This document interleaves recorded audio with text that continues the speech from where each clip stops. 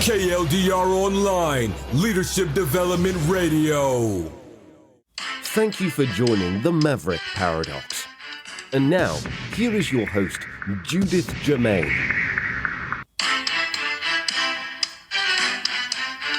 Welcome to the Maverick Paradox at KLDR, where we recognize that effective Maverick leaders are known for their divergent thinking and ability to execute well.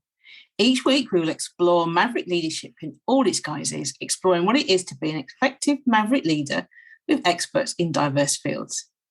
So today's guest is Nicole Trick Steinbach. How are you doing? Hey, I'm so excited to talk Maverick again, especially after the last, 2 years now? Oh, wow. As long as that. It was great having you on the podcast, and you should come back there too. Yes. Thank you. So for the audience, Nicole is an international bravery coach for women in tech, and she serves women all over the world to build their brave so that they can earn more money, create more opportunities, and thrive as a woman in tech. Because the tech industry is broken, and together we can all recreate it. Fantastic. Yes. It sounds very interesting. But before we really get into that, Nicole, what makes you a Maverick leader? Oh, excellent. So by nature, I'm incredibly curious.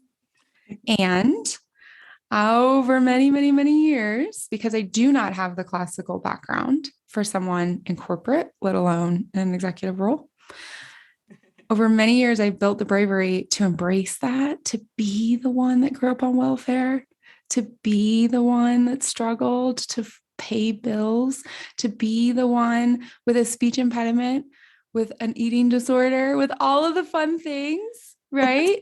And still show up. Because there were so many years where, people would start talking about, because I built my career. I am an American. Here comes some more Maverick. I am an American, but I actually grew my career in Germany. I lived in Germany for 13 years. And I grew, I would hear these people talk about their holiday in Tunisia and how their family did this trip on a train all the way to Siberia when they were kids, and their brand new cars every 2 years. And I would get smaller and smaller and smaller and try to hide the fact that I, remember paying for money in coins because that's all we had, right? Until I realized tech desperately needs all of us so that we can create tech solutions for all of us that lifts all of us rather than continuing to create the gaps. And so that's really why the very first time I saw Maverick, I was like, wait, I know that is magician kind of thing. And then I went on and I read your different forms of Maverick. And it was one of the times in my life where I felt really seen. Oh, wow. And then I could also see other people and their Maverickness or how they were hiding it. So yeah, so that was one of the reasons that I was like, oh my gosh, I have to talk to Judith. It's so cool. I love that. I do see a lot of people that have said that, they've read my book, The Maverick Paradox, The Secret Power Behind Successful Leaders, and who have said, I'm not alone. Yes. And I had the reverse because I wrote the book and then other people said it. I was like, I'm not alone. Because you feel like you are this weirdo, don't you? That you think differently, you have different values and principles, you do stuff in a different way, and people just look at you like, oh, here comes Nicole again. What's Nicole going to do now? When they need you, Nicole, when they need you to solve the problem that no one else can solve, they're like, here comes Nicole again. Exactly. Well, that was actually a super hard learned lesson. So I was pretty early in my career and I was sitting in a board level meeting. So I was working in I think at the time it was a Fortune 200 company. I was the only American in the room. I was the only non-German in the room, let's be real. And I also was a decade younger than everyone. And so I was asking these questions and there were some people on the phone. And then we all got up and we walked out. And this leader, this PO, this project manager, lets loose on me in the hallway, dresses me up one side, Oh, and down the other. I mean, I had gone to boot camp for the American military, and this guy was like right up there with my drill sergeant. I mean, he was like, Wow. who are you to ask these questions? Why are you're here to learn, get in your place kind of thing, like stop disturbing everything. And I personalized that. I was like, yeah, I mean, he's older, he has more experience, he's in this leader. Yeah, he has to be right. And so I forced myself into this tiny box. Right. Gosh. And then a couple of weeks if now looking back, like, what is this now? 18 years ago. But, looking back, it's like, well, and then the next time, someone talked to me, but the sponsor actually found me probably a couple of meetings later of me being quiet and essentially said to me, you are in this room to ask these questions. If you are not asking these questions, we don't need you in the room. Oh, talk about a change, paradigm shift. Yeah. So they do, right? Like we need each other for what makes us super special, right? The super structured people, the people who come horizontally or diagonally or like don't come at the problem at all. They're just over in the solution, right? Like we are desperately needed. Yeah.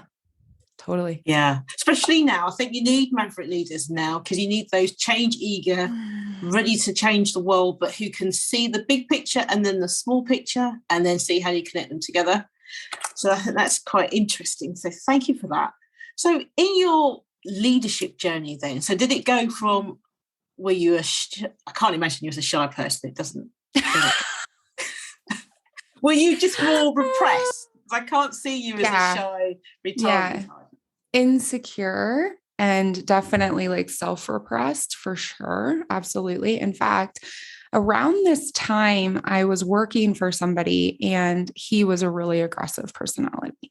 What's really fascinating is that I reconnected with this fella and he has done so much internal work. Oh, wow. Much internal work that he was like, I'm pretty sure that when we worked together, I was not a great leader. And I'm really grateful that we've stayed in contact. And I've always been like, why is this guy staying in contact with me? He hates me. Right. But whatever. Right. And so I was working with him. He was really aggressive at the time. So everyone can grow and change. And the fellow I'm talking about is a straight white, like on the global scale conservative. So not politically conservative, because I know that a lot of Americans are listening. That's not what I'm talking about. I'm talking about like quote unquote conservative values. Right. And he's grown and he's changed, right? And he's more inclusive and he's slower to respond and things like that. So anywho, I copied him. I got aggressive and I got a promotion and a double-digit salary increase that was not small. And so I learned that aggression equals success, which is a lie. So I was repressing myself. So that energy has to go somewhere. And then I learned that aggression is success. I was a disaster to work with. Disaster. In fact, one of the gentlemen I was working with at the time actually still is at the company and he found old emails of mine and recently, right? And he sent me like one of the early ones. And I was like, oh my God, who is this woman? Do this now.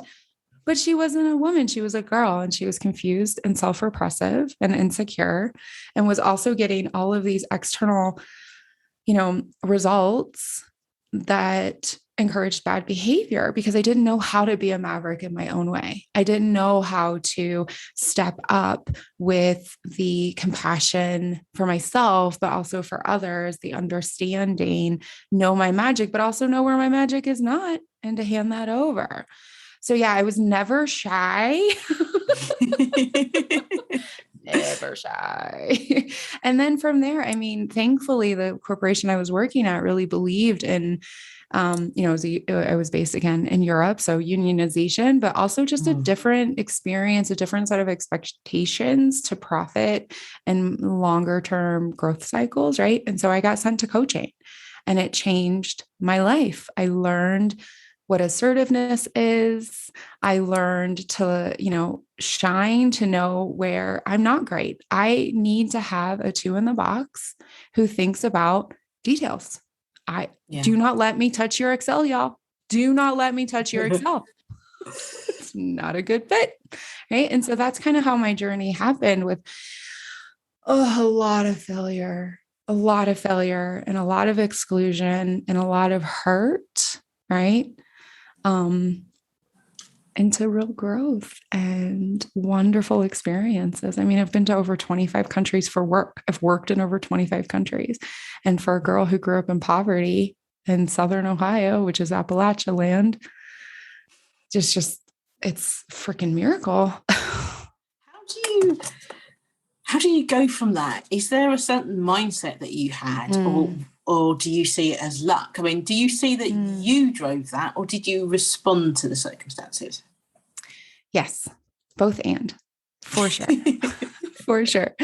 So luck, if I take luck as an example, there was a woman, she came into the elementary school. So I was living in Dayton, Ohio, which at the time it was a great city, a great small town. It got decimated later, but it was, this great place. And then my family, for a lot of reasons, moved into this very rural area, which is not a good fit for me. I'm an extrovert, so I get my energy from without, and there was no change.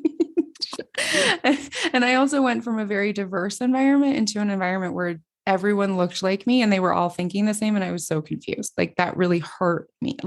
I remember that time was a lot of pain. But in that school, a woman came. I'm sure there were other adults that were there at the same time. It was a career day, I'm sure. And I have no idea what she said other than, I went to school here and I have a career that's taken me all over the world. And I was like, whoa, wait 1 second. Wait 1 second. What? What do you mean? For all I know, she could have been I don't know, a dry cleaner who flew around the world for executives, their dry cleaning of their favorite suit. And y'all, that actually literally does happen. Okay. So who knows? Or she could have been a consultant, or she could have been whatever. But just knowing someone who looked like me and sounded like me and had been in such an impoverished area, such a small, closed area, could go on and do that. That was luck, right? Because I was just a little girl. I didn't know, right? Now, hard work. Right? So, and this is really the mindset I brought to a lot of things. When I was in college, I worked my junior and senior year. I was in ROTC, which is the American Officers Academy. So I was up 2 to 3 times a week at 4:45 to work out and to do all of those things and take the classes and whatever, because they were paying for my university. Then I also was an assistant at the University of Pittsburgh Computer Science. Shout out to the amazing professors, because they got me into tech. I did that for, I think it was 20 to 30 hours a week, which was considered full-time. I also waited tables on Fridays and Sundays at a top restaurant, where in the United States, when you make tips, I mean, I was rolling out of there with hundreds of dollars, right? I actually one time, really side quick note, I said that and I was like, oh my gosh, can I get caught for that? Because it was cash. And I looked up the statute of limitations. No, I can't. So, oh, thank God. Anyways, and I was taking a full load of school, and I graduated really close to the top of my class. So the hard work and the hustle was 1,000,000% there, right? One of the best things about being from where I'm from and the experience, I mean, the lived experience of where I'm from, and having to do that, is that prioritization is something that comes incredibly natural for me. And saying no, it was quite easy for a long time, because we literally couldn't afford it. It was not an option, right? So I got that practice of disappointing people and letting them be disappointed, because there was nothing I could do to change it, right? So then, I got the opportunity to go to Germany. I said yes. So I think that's the big thing. It's how did I was a consultant before I knew what the hell a consultant was. How does that happen? Because I said yes. Somebody wasn't feeling well. Somebody needed to travel to Norway. I didn't have any kids. Sure, I'll go. Right. That is just so typical Maverick, isn't it? I can do it. Because you so believe, I know I can, whatever happens, I can deal with it. That Exactly. fuels that. Yeah. I'm Yeah. there. Yeah. And also like, you have this pie of like, you know what you know what you don't know. And then there's the majority of stuff. Right? I didn't know what I didn't know. And that was like 90% of the circle, 90% of the pie. But I knew that nobody was going to set me up to fail. And I knew I would do my best. And if it was awful, I would fail. I would be told no. But hey, I had been getting that my whole life. So when I get the opportunity, I step into it. I say yes. And then I do the hard work of working essentially 3 different jobs and going to college full time. And I make it happen. Right. And now because now I've broken out of the cycle of poverty. I have been an executive. I'm running my own successful company. Hustle is not a fit for me anymore. Right. Now it's been, I would say the last 6 years have been an ongoing expression of saying yes to me more because I have the privilege of saying yes to me more and no to external opportunities. But how did I break out all of that? Saying yes to the external opportunities for sure. And therapy. Yeah. Thank you for sharing that. That's absolutely fantastic, Nicole. There's loads to unpick, and we will do that when we come back from the break, and we will talk about brave leadership. Each week, Judith Germain welcomes onto the Maverick Paradox podcast a guest to explore what it is to be a maverick, a willfully independent person, and to discover effective modes of leadership. Her guests are experts drawn from all walks of life, discussing how their area of specialism, or how they think, demonstrates maverick leadership or behaviour. The Maverick Paradox podcast is a relaxed conversation with guests where they show that maverick thinking encompasses all aspects of our working lives. Judith's podcast is amongst the global top 10% most popular shows in the world and can be found on popular podcast platforms. Thank you for joining the Maverick Paradox at KLDR, where we explore maverick leadership in all its guises. This is the station for the pathologically curious who want to be challenged by divergent thinkers. I am your host, Judith Germain, and today I'm joined by Nicole Trick Steinbach. So, Nicole, tell me all about brave leadership. Oh my gosh, brave leadership. You know what is so fun about the world that we exist in, particularly now, and with full acknowledgement of the death and the loss and the grieving that's happened, is how quickly we've changed. So if we had this conversation 2 years ago, my answer probably would have been different. Even 6 months ago, right? What is brave leadership now? I'm going to quote Glennon Doyle. So she wrote this book called Untamed, totally worth a read. And the definition of brave that she uses, that I now use with my leaders, is disappointing everyone else, but never yourself. Wow. Brave leadership, disappointing everyone else, but not yourself. And that means if you are in any sort of leadership position, right? It doesn't have to be inside of some group or company or whatever the case may be. It can be in your daily life, right? And you know that there's an opportunity to build someone else out, to support them, to exit them, to do those kinds of things for them. That's brave leadership. Brave leadership is if you're in a nonprofit situation, if you are in a supportive organization, we have a lot of these in the United States, that means you run a zero budget because you are out there and you are serving in full expectation that that's going to come back. When you serve, it comes back and then you can serve more. Brave leadership is listening more and talking less. And brave leadership is doing what is right for you. So it's only now that I can look back and I can see how I hadn't embraced really the skill brave yet. That's a whole nother story. But when I had the opportunity to step into a VP role and I said no because I said, oh, it isn't the right fit for me. I think that happened 5 times The reality was the work that I love to do is not at a VP level. I gotcha. The work I love to do is not at a VP level. And so that is why I kept finding reasons to say no. Oh, it's not a good fit. Oh, it's not a good fit. No, the reality is that I can create my income. I mean, I was getting paid more than many VPs at my level because I was freaking fantastic at it. Right. And that is brave leadership. Does that make sense?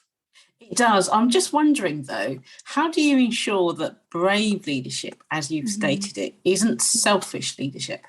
Oh, yes. Okay. So with my clients, I use something called the model. Or have you ever heard of this? Don't think so. You know what? It's been around for so long. It's actually a coaching model, but it's an opportunity to decide how we're going to think and feel about a circumstance.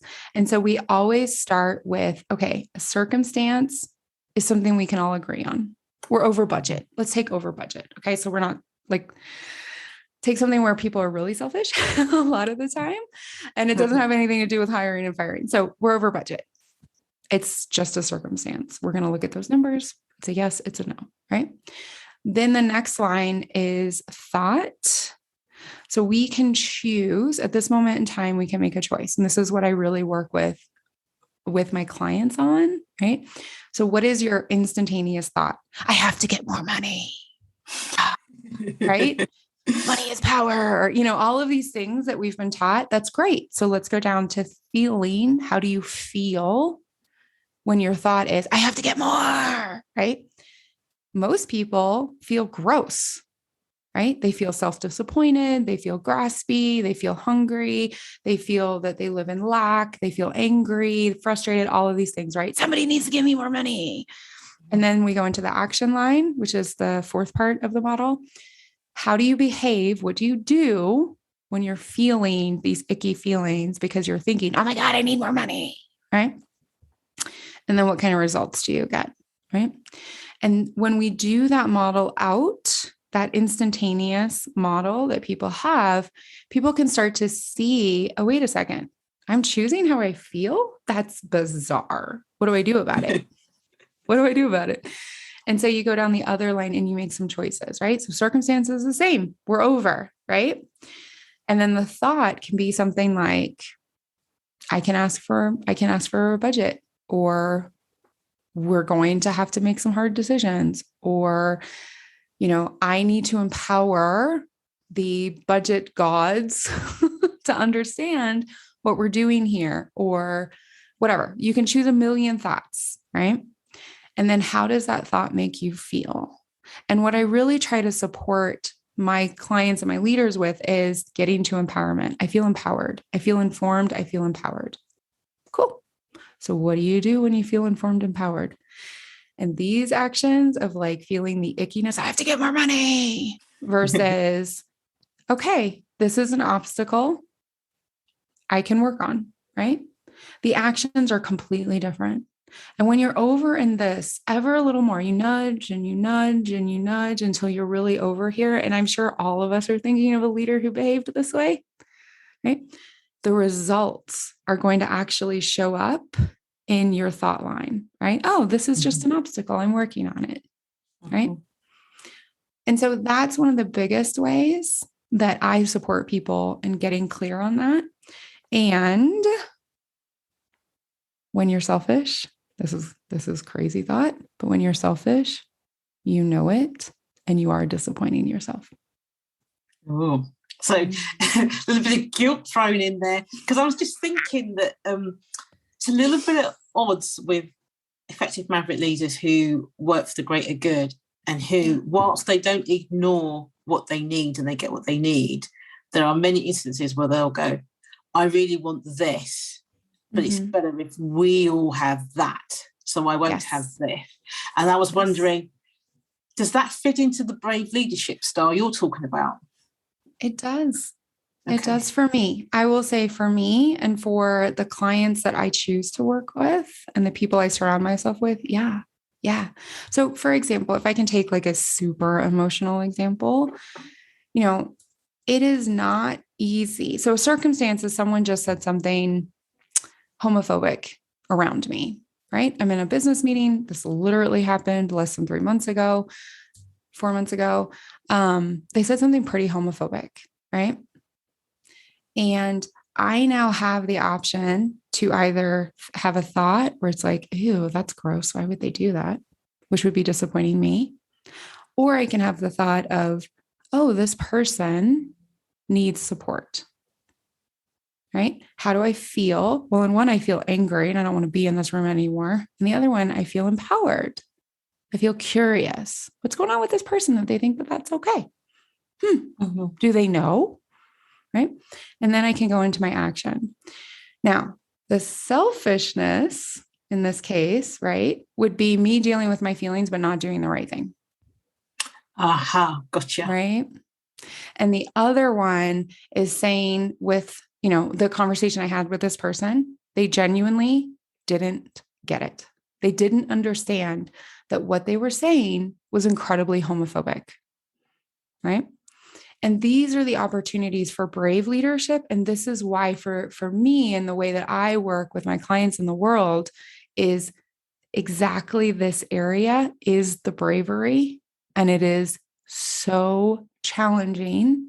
And it's one of the best things that you can do is to think about the common good, think about the role that you play in there, and then take the actions that you need with clarity, with momentum, and with accountability. A lot of time is spent particularly with, so I serve majority female, so women identified clients. However, I do have a few men, right? Ally men. And for a lot of the times, the majority of the time I spend with all of my male clients is on respectfully facing ignorance, bigotry, unknowing, bad behavior from the position of their identity so that they are not letting themselves down. I think that's cool. But what makes me very curious is how do they come to you for that? Because I'm just trying to think of those individuals that I fit in that box tend to not want to change, or especially from a woman. So absolutely. How do you manage to snare them then? All of my male clients are word of mouth from other men in my life who are allies, right? Or in one situation, and I'm not working with him anymore, when I was still in the corporate world, I actually did coaching as well as part of my job, right? And so that was how I engaged with him. But the rest of my male clients are all from other men who are allies, who see someone that's struggling and knows that I am a effective coach for behavior change through attitudes, mindsets, and awareness, right? So no, I've never had a single man come to me over my marketing. I also don't talk to them. I'm going to say, because I was like, that is some sort of mermaid lure, siren call to do that. I was very impressed. No. But to your point about like effective leadership, doing the right thing for all of us, like how do we have that? I do want to share a really specific story. So I had worked with this gentleman. He was in a pretty high executive role. I think he was like one layer below the C level at the time, or maybe he was 2 levels below, and then he was 1 level below. It doesn't matter. Anyways, very, very high. Born into wealth on the East Coast of the United States. He had always gone to private schools. He had had multiple vacations and thought that that was just normal every year throughout his entire life. He kind of had that Superman kind of look, very chiseled, tall, physically attractive. And he had gone through the world as what he really thought was as an ally for women, right?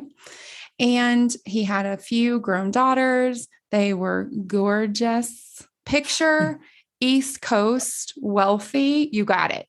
Okay. And he really wanted to make sure throughout their childhood that he was supporting them. And then as they were entering into the working world and sharing their experiences, that he wasn't replicating that. Okay. So what I'm trying to stress is that this man really had the best intentions, really. And yet, his entire team looked and sounded like him. Early in our working together, he was so excited because he hired South African. South African, so exciting. The guy spoke Afrikaans. He looked like me, right? Well, the male version of me, very, pointed face, very Irish kind of Dutch background. Had been born into wealth, had gone to private schools, like the whole, right? And I was like, okay, bye steps, right? Okay. So we continued to work together. He had the best intentions, but people are only ready for what they're ready for. I left the company. We stayed in light contact. This gentleman had never reached out to me spontaneously. Most of my clients, we get into a pattern where they're reaching out to me spontaneously multiple times a week. I even have like an app so that people can do it timelessly, right? Because my clients are all over the world and I sleep. But he did. He reached out to me spontaneously and he was really excited. And I was like, oh my gosh, I haven't talked to you in a while. How are you? And he was saying something and it was too fast and I couldn't catch it, right? This is the brave leadership. He took his grandson to the movies to see the movie Into the Spider-Verse. For everyone listening, I'm about to spoil it. Okay. So he's watching this movie and he's engaging with his grandson who's having this experience, right? And in the last 2 or 3 minutes of the movie, the Black Latinx hero, who is now Spider-Man, says something along the lines of, anyone can wear the mask. And that was the straw for him, where suddenly, oh my God, anyone can wear the mask. Anyone can wear the mask. Anyone can wear the mask. Oh my gosh. Chills. Right? Yeah. Right? Since then, I mean, he was very close to retirement at the time, but he still is close to retirement. I'm not sure. He keeps saying that. I'm not sure he's going to retire. But anyways, his team looks different. He is mentoring different people. He is sponsoring different people. And before anybody out there is like, well, he lowered the bar. No, the bar is the same. His awareness of how he has been playing with the bar, right? How he has been shifting. Well, I trust this guy, so I'll hire on potential, right? This person has a different lived experience. I really need her to prove it to me first, right? And so anyone can wear the mask, and that is brave leadership, and that's the effectiveness, and that's stepping into doing the right thing and disappointing anyone else, because you know that there were people on his team who literally left because suddenly meetings were more conflict filled. Yeah, of course. Yeah. Right? Innovation requires exploration. It requires time. It requires honesty. And he disappointed them, but he did not disappoint himself. And as a result, in my view, he finally stepped into his Maverick. He finally really stepped into being a facilitator and then getting out of the way. Thank you for that. That's a really great. And that film actually is quite interesting because you have an idea of who Spider-Man is, and then you end up thinking, is the little black boy the real Spider-Man? So it completely changes. They show all the different Spider-Mans, and then you end up. The film kind of makes you think the real one is the boy. So I think it's quite good because it shakes up your perceptions. Yeah. So when we turn back from the break, Nicole's going to have a couple of questions for me, which I am interested to see what they are. The Maverick Paradox. Judith Germain is an author, speaker, consultant, mentor, and trainer, and the leading authority on Maverick Leadership. She is the founder of the Maverick Paradox, which supports organizations to enhance their leadership capabilities and to help business owners develop and grow their businesses. Judith enables individuals, business owners, and organizations to improve their impact and influence. She is also HR Zone's leadership columnist, an international online radio host, and her expert opinion has appeared in national, international, and trade press. Thank you for coming back to the Maverick Paradox at KLDR, where we stoke your curiosity and all things Maverick. So, Nicole, Yes. what questions do you have for me? So the question that I am most interested in right now from the Queen of the Maverick herself, and that I haven't seen in the magazine yet, is for the people who discovered their Maverick during COVID.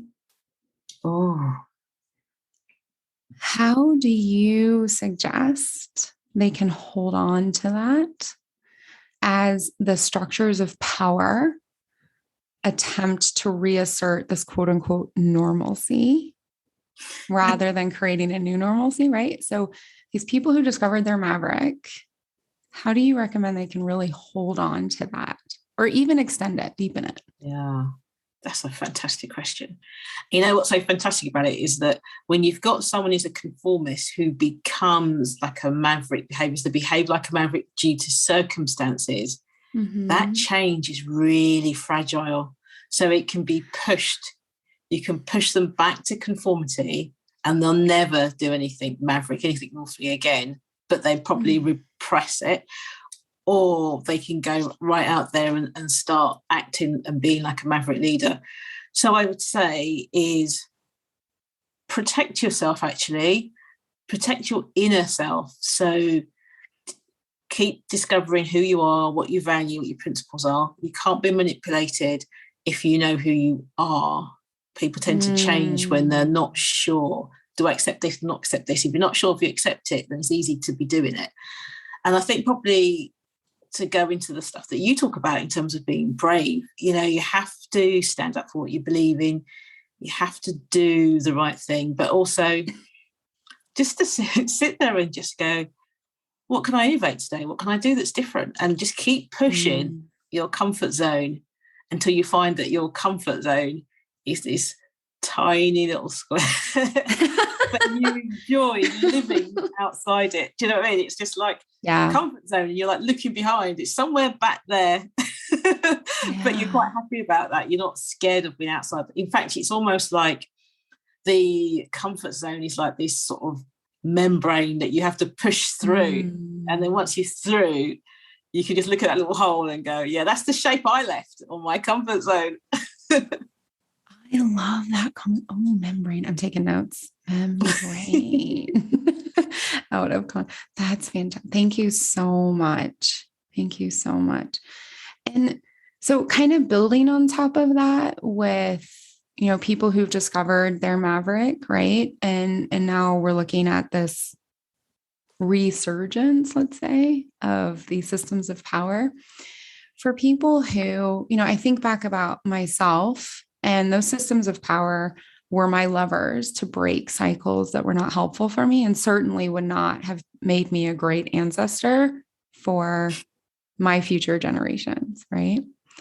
So when you think about that long-term aspect to it, what would be maybe one or two things people could do to already embrace?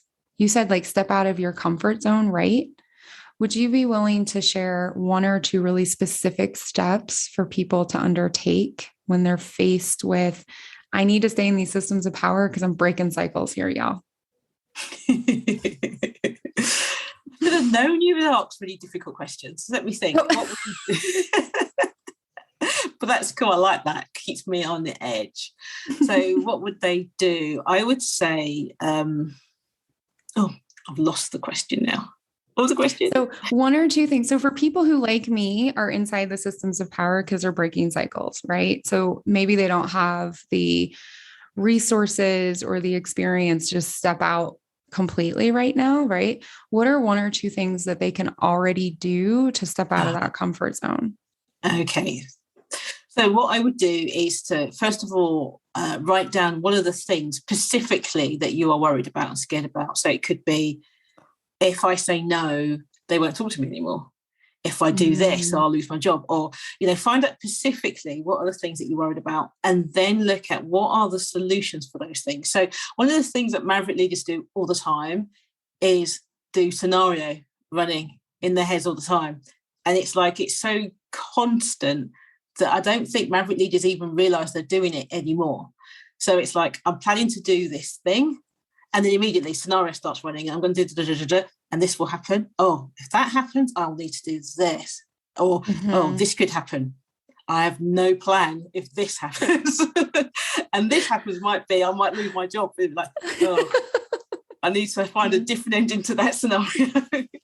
I think, and once you become really good at running scenarios and that plan as an instant thing, that you just do it all the time, and that gives a lot of confidence, because and I think that's a bit like when you just ran off to Germany, or you went off on the plane, is because you knew you'd be okay, because you'd been scenario planning since you were a teen or even younger.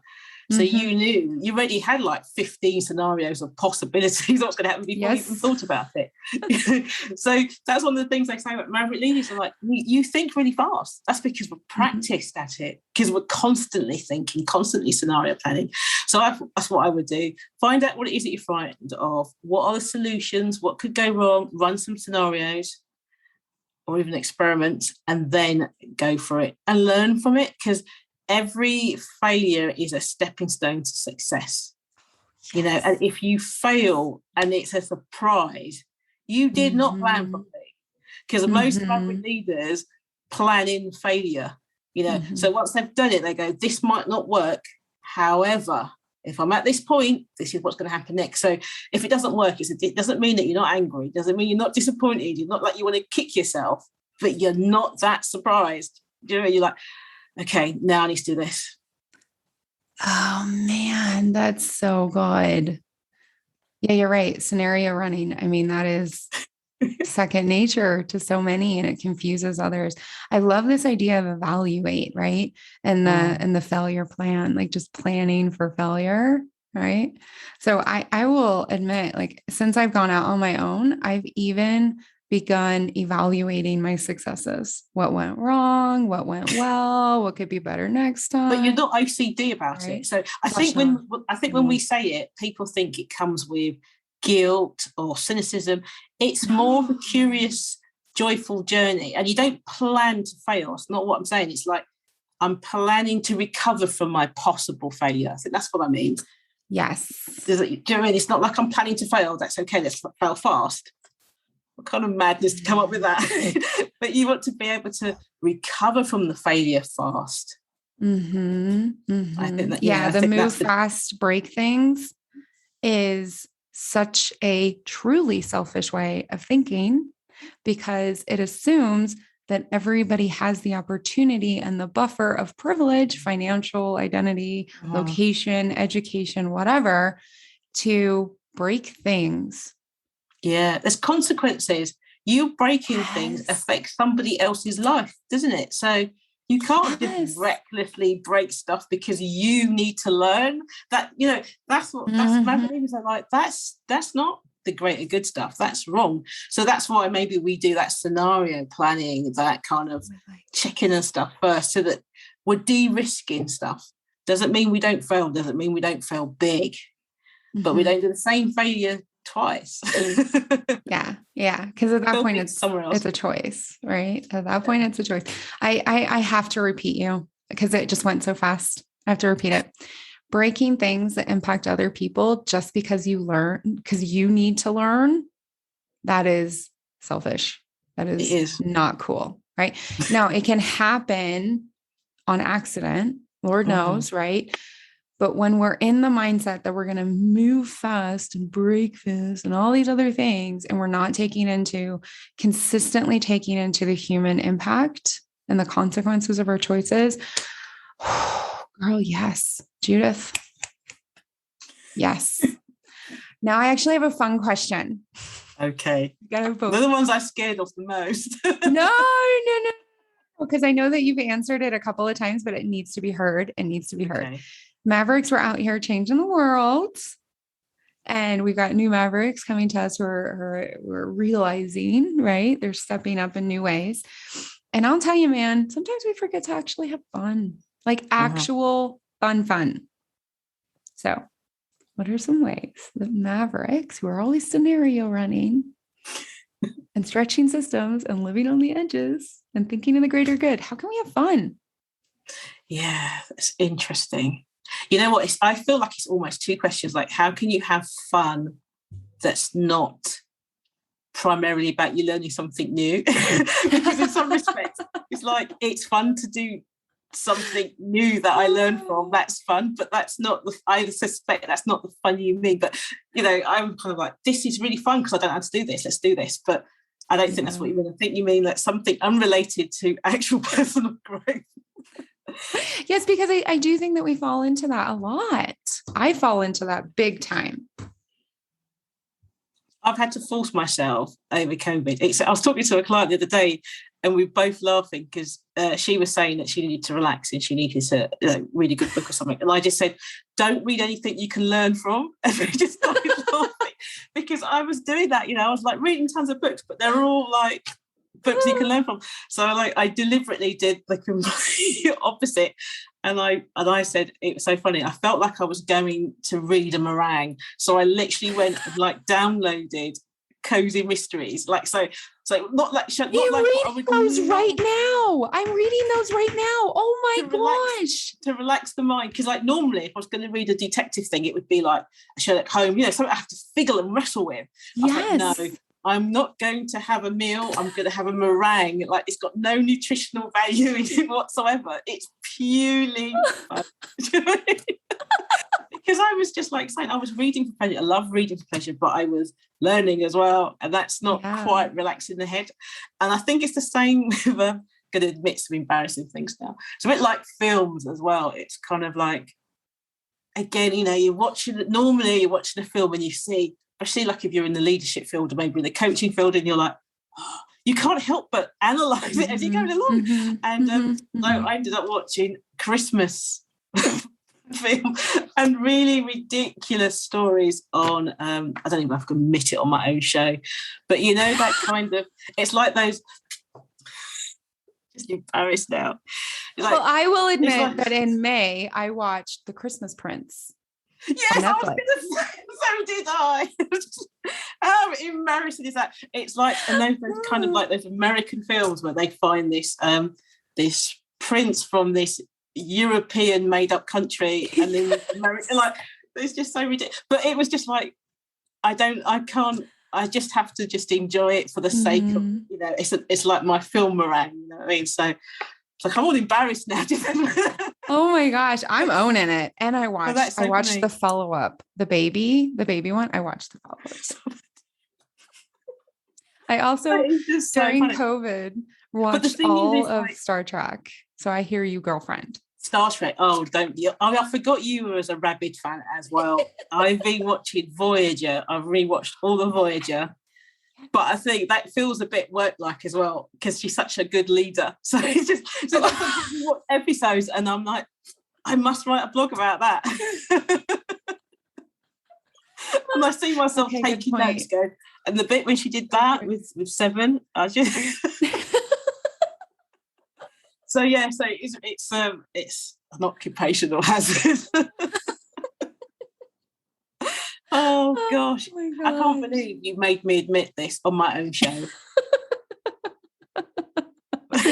Oh, this is what makes me a really awesome coach. So now you've totally embarrassed me now. Do you have any leadership hacks or lessons that you would like to share? Yes. It's actually a really simple one. I was trying to think, you know, with the caliber of people in the Maverick magazine space, you're probably going to get really amazing ideas. So I'm going to take a really simple one.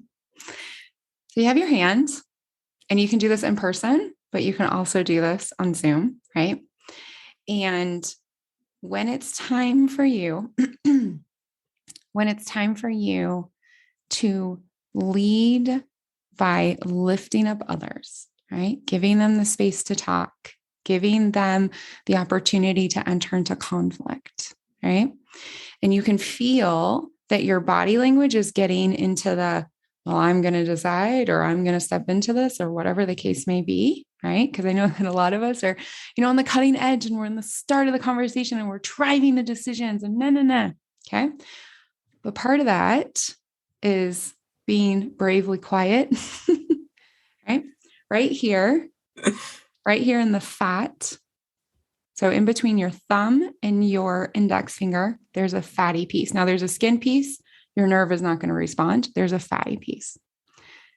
Go ahead and apply a small amount of pressure, and it slows down your entire nervous system. Oh, and then give space for others, because that's part of being a maverick. That's part of brave leadership. Right? You can also do it when you're in a conflict situation and you want to actually listen rather than tell people why they're wrong. But in this case, just give your body, give your nervous system an opportunity to slow down and to lift up others. Oh, I like that. It's very clever.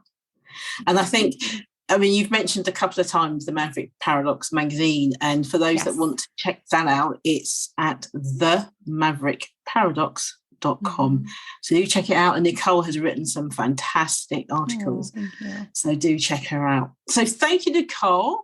And thank you. Thank you all as well for listening to the Maverick Paradox at KLDR, where we recognise that effective maverick leaders are known for their divergent thinking and ability to execute well. I'm your host, Judith Germain, and I've been joined by Nicole Trick Steinbach, International Bravery Coach for Women in Tech. You can find out more about Nicole by connecting with her on LinkedIn and let her know that you found her through us and via our own podcast, Celebrate Brave. Look forward to seeing you next week.